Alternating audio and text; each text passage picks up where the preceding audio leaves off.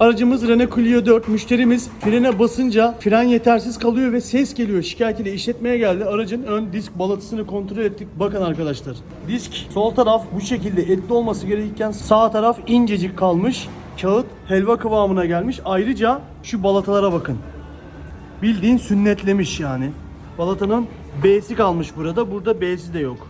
Bakımlarınızı mutlaka vaktinde yaptırın. Disk, balata, fren hayati önem taşıyor. İnsanlar araçlarında can taşıyor. Kendinizi düşünmüyorsanız karşınızdaki insanları düşünün. Lütfen bakımlarınızı güzel yaptırın arkadaşlar. Bakın buradan disk kırılmış bile.